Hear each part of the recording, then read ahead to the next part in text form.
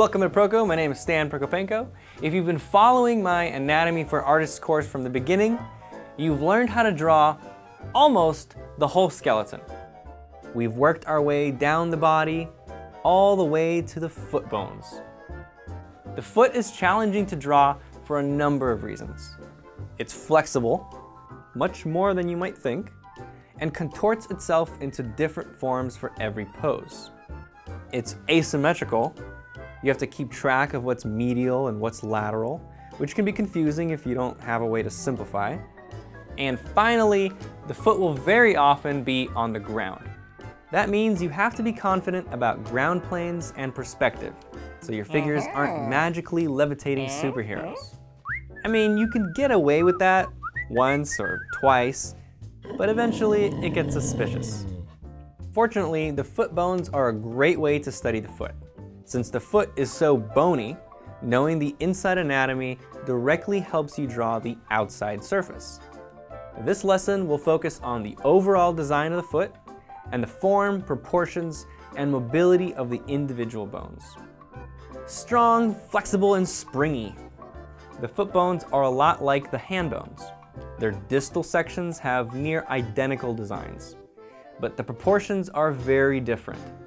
The hand's three sections are organized from small to large for maximum dexterity. The foot is organized from large to small for maximum stability. You'll notice a similar naming scheme too. Instead of carpals, the foot uses a T, like toes, tarsals, metatarsals, and phalanges. There's another design difference as well. The foot is built with arches. This design allows the foot to bear the weight of the body. Have you ever tried to squeeze an egg? It's surprisingly difficult, but it's no match for my muscles.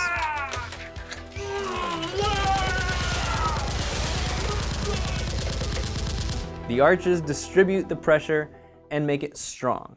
It's why we use arches for doorways, bridges, and other structures that need to be strong. A foot's arches make it strong enough to bear the weight of the body. Another benefit of this design is shock absorption. Your foot flattens when it hits the ground. It literally spreads out so it's wider and longer and flatter. When you lift it up again, it springs back to its tall arched form. That flexibility lets us adapt to uneven surfaces. Artists can take advantage of the foot's flexibility and even exaggerate it to show springy, tall, skipping feet, heavy, squashed, standing feet, and even twisted feet. The form of the foot is made of three arches, but this three-arch form of the foot is kind of complicated. So we need something simpler to start with. The height of the foot is about 1/3 the overall length. It's also about equal to the width of the foot. So you can start with 3 equal boxes and you'll have a pretty good proportion guide. Within this container, we can draw an elongated pyramid-like form with toes in the front and a blocky heel in the back that extends past the ankle.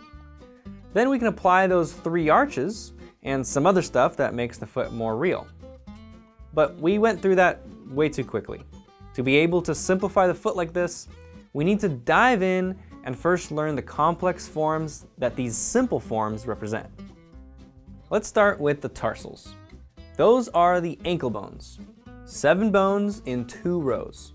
They take up almost half the length of the foot. Even though they look like stacked bricks glued to each other, these bones are not static. The joints between the tarsals invert and evert and flex and extend. However, there is one bone that would rather just sit there or stand there. The calcaneus is the heel bone.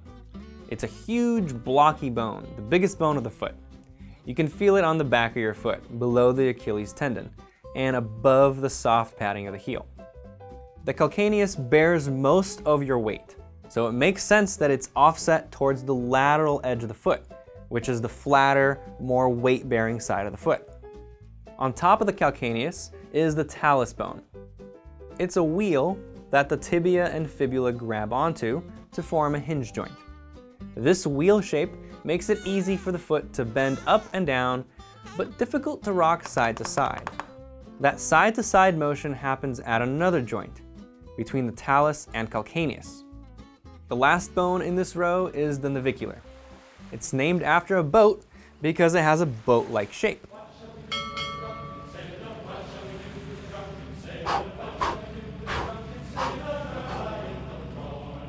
The concave plane of this boat is the socket to the ball and socket joint that it forms with the talus. The head of the talus is the ball. The important thing is this bump right here. You can see it on the surface of the side of the foot, especially during inversion. The second row of bones is easier. There's 4 bones here. 3 of them are named cuneiform, and the last one is named cuboid. They fit together with varying shapes. Kind of like that puzzle for a dumb guy.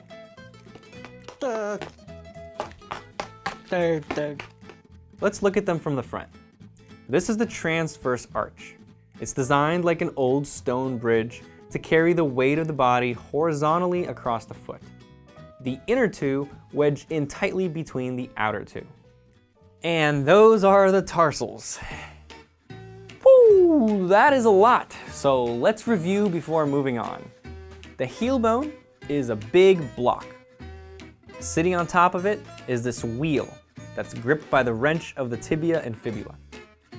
There's that boat-shaped bone, and then the second row, the old stone bridge. Now let's move on to the next row, the metatarsals. The metatarsals meet the tarsals with plane joints. The metatarsals of the foot have the same design as the metacarpals of the hand. They're long and slender with a base, a shaft, and distal head. The metatarsals are all about the same length, except for the big toe. It's a little shorter and much thicker. Its medial edge is actually subcutaneous. Try feeling it. Let's look at them grouped into a simple form. It's an extension of the arch of the tarsals that twists and becomes flatter towards the toes. The front plane is curved forward and up, just like the knuckles of the hand. Except on the foot, the second metatarsal is the peak of the curve, not the middle like on the hand. Also, the front plane is rounded, because remember, the ends are joints. Each metatarsal has a round head at the end that the phalanges rotate around. These round heads pop out when you flex your toes. The phalanges. The metatarsals articulate with the phalanges through ellipsoid joints. Lots of wiggling happens here. Flexion, extension, hyperextension, abduction, and adduction. We have really good dexterity with our fingers, but horrible dexterity with our toes. Try holding a pencil and drawing with your foot. Our toes are important for both mobility and balance, especially the big toe and pinky. Along with the heel, they create a tripod structure, and these 3 points balance the whole weight of the body. So a human foot is built for mobility and balance, walking upright, running, that sort of thing. Other primates, like gorillas and monkeys, have feet that seriously resemble hands, because their feet are built more for dexterity. Like the fingers, the toes each have 3 phalanges with strong convex curves. Each is like a bridge, a stable structure. Like the thumb, the big toe only has 2 phalanges, but those 2 are thick and strong. The other 4 toes are much thinner. The second toe was idealized as the longest by the Greeks, also called a Morton's toe. The David, Statue of Liberty, and all my artistic anatomy books use the Greek idealization. Even though a minority, about 5 to 30% of people have it. Most people have longer big toes, called an Egyptian foot. Some might be squared off, with all the toes a similar length. Some people only have 3 toes. There's gonna be variety as with every part of the body. Capture that how you want, or idealize it by using this curve with the peak at the second toe, the Greek foot. These 3 curl when at rest or lifted off the ground. You can draw them with a horizontal line, then a step down, then another horizontal line, to show the toes planted on the ground. Think of stair steps. The pinky toe is dramatically rounded, sometimes even tucked underneath its neighbor. Sometimes you'll see the pinky pointing inward much more than the rest of the toes. And sometimes the angle of the toes changes progressively. These subtle differences in shapes and angles can make the toes look interesting to have more character and motion. And that's it for the skeleton of the body. You did it! Pat yourself and get ready to put some flesh on those legs. In the premium version of this lesson, I go into more detail about the forms and motion of the foot. I'll also demonstrate how to do each pose in the assignment, like answers, so you can check your work. Your assignment is to simplify the foot bones into their basic forms. Draw from life using your own feet, or draw from the 3D models I provide you. Proko people, you'll find still images of the foot bones posed in the description under the video. Premium Proko people, on your Premium Proko dashboard, you have 3D models of 5 foot bone poses that you can draw from any angle. You might even try drawing the same foot from multiple angles. And if you want to really challenge yourself, look at the model from one angle, but draw it from a different angle. After you're done, you can rotate the camera to match your drawing angle to check your accuracy. This exercise will help you learn how to draw feet from imagination. You have to get feedback on your work if you want to improve quickly. So go to proko.com/groups and check out our Facebook communities.